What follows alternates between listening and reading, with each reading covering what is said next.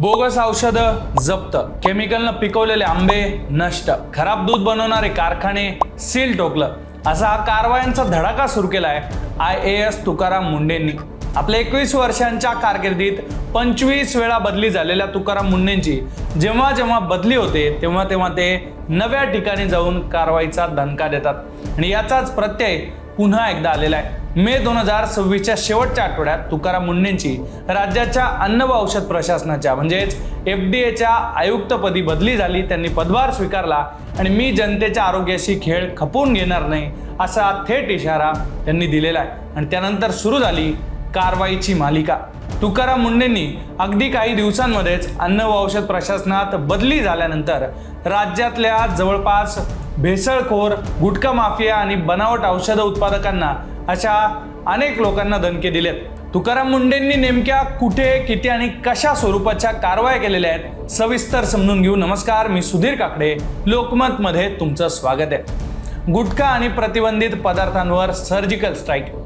पहिल्याच टप्प्यात तुकाराम मुंडेंनी प्रतिबंधित गुटखा, पान मसाला आणि सुगंधित तंबाखू विक्रेत्यांना दणका दिलेला आहे. राजधानी मुंबईत, कोकणात, पुणे, नाशिक, अमरावती, नागपूर आणि संभाजीनगर अशा प्रमुख शहरांमध्ये त्यांनी एकाच वेळी विशेष मोहीम राबवली, धाडी टाकल्या आणि 3 ते 4 दिवसात राज्यभरात तब्बल 53 पेक्षा जास्त ठिकाणी धाडी टाकून ही कारवाई केली. या कारवाईत तब्बल 34 आस्थापना थेट गुटखा विक्रीत दोषी आढळले आहेत.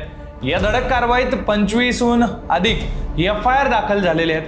त्याचबरोबर 23 पेक्षा जास्त लोकांना थेट जेलची हवा खावी लागली आहे. तर दुसरीकडे तब्बल 20,57,000 रुपयांपेक्षा जास्त किमतीचा मुद्देमाल जप्त करण्यात आलेला आहे. 5 वाहनं सुद्धा ताब्यात घेण्यात आलेली आहे. तर अशी ही सगळी गुटख्यावरची कारवाई होती. दुसरा दणका दिला अन्नात भेसळ करणाऱ्यांना.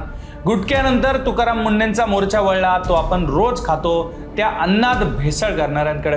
पुणे जिल्ह्यातल्या इंदापूरमध्ये, नवी मुंबईतल्या वाशी APMC मार्केटमध्ये मोठी कारवाई करण्यात आली, धाडी टाकण्यात आल्या आणि तिथं इथिलीन स्प्रे आणि घातक रसायनांचा वापर करून कृत्रिमरित्या पिकवले जाणारे लाखो रुपयांचे आंबे FDA कडून जप्त करण्यात आले आणि ते नष्ट केले गेले. तसंच जळगावमध्ये बनावट दुधाचं रॅकेट उद्ध्वस्त करण्यात आलं. वर्ध्यात प्रसिद्ध गोरज भंडारवर रविवारी मोठी धाड टाकून तब्बल 25,86,000 रुपयांचा संशयास्पद आणि अस्वच्छ दुग्धजन्य साठा जप्त करण्यात आला.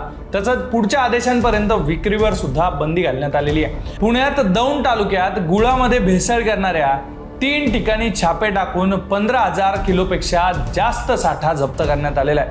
अशी ही सगळी कारवाई होती. दुसरीकडे मुंबईतल्या धारावीत एका नूडल्स उत्पादन करणाऱ्या युनिटवर, त्याचबरोबर धुळ्यात बेसन पीठ तयार करणाऱ्या कारखान्यावर कारवाई करण्यात आलेली आहे. त्यांना सील ठोकण्यात आलेलं आहे. राज्यभरात झालेल्या सगळ्या कारवाईत म्हणजेच 29 ते 31 मे या 3 दिवसात राज्यात 20 जिल्ह्यांमध्ये 47 पेक्षा जास्त ठिकाणी अन्न आस्थापनांची तपासणी झाली आहे. त्यात 1,09,36,000 रुपयांपेक्षा जास्त किमतीचा खराब अन्न साठा जप्त करण्यात आलेला आहे.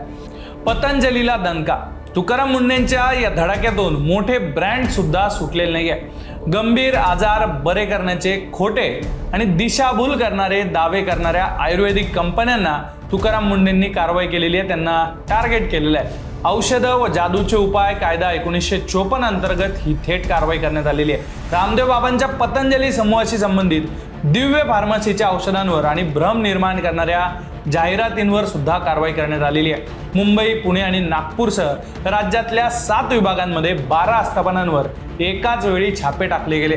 या कारवाईत गंभीर आजार हमखास बरे करण्याचा दावा करणारे तब्बल 73,24,656 रुपयांचे औषधं FDAच्या पथकानं जप्त केलेले आहेत. फक्त कंपन्याच नाही तर पैशांसाठी कोणत्याही उत्पादनांचा स्वतः वापर न करता त्याची खोटी जाहिरात करणाऱ्या बड्या सेलिब्रिटींवर सुद्धा आता FDA कारवाई करणार आहे, तसा इशारा तुकाराम मुंडे यांनी दिलेला आहे. एकूणच तुकाराम मुंडे यांच्या या कारवायांमुळे अनेकांना धडकी भरलेली आहे, पण सामान्य नागरिकांकडून याचं स्वागत केलं जात आहे. तर दुसरीकडे भ्रष्ट अधिकाऱ्यांचे आणि माफियांचे मात्र धाबे दणाणलेले आहेत. ही कारवाई फक्त तात्पुरती नसून हा एक सुनियोजित मोहिमेचा भाग आहे असं म्हणत तुकाराम मुंडे यांनी आपलं पुढचं धोरण सुद्धा स्पष्ट केलेलं आहे. प्रशासनात पारदर्शकता आणण्यासाठी आणि नागरिकांचा सहभाग वाढवून घेण्यासाठी तुकाराम मुंडे यांनी आता एक खास आयडिया केलेली आहे. त्यांनी 2 मोठ्या घोषणा केलेल्या आहेत. लवकरच अन्न व औषध प्रशासनातर्फे एक टोल फ्री हेल्पलाईन नंबर जाहीर केला जाईल. तसंच एक मोबाईल ॲप सुद्धा लॉन्च केलं जाईल. त्या माध्यमातून सामान्य जनता थेट कोणत्याही भेसळीची तक्रार किंवा तसे पुरावे सुरक्षितपणे प्रशासनाकडे पाठवू शकणार आहेत. तुम्ही माहिती द्या, आम्ही कारवाई करू, अशी थेट घोषणाच तुकाराम मुंडे यांच्या माध्यमातून करण्यात आलेली आहे. तुकाराम मुंडेंच्या कारवायांची ही मालिका तुम्हाला कशी वाटते ते सांगा. त्याचबरोबर पुन्हा तुकाराम मुंडेंची बदली होईल असं म्हटलं जात आहे. त्याबद्दल तुमच्या प्रतिक्रिया काय ते सुद्धा कमेंटमध्ये लिहा. आणि अशाच इंटरेस्टिंग व्हिडिओजसाठी तुम्ही लोकमत पाहत राहा.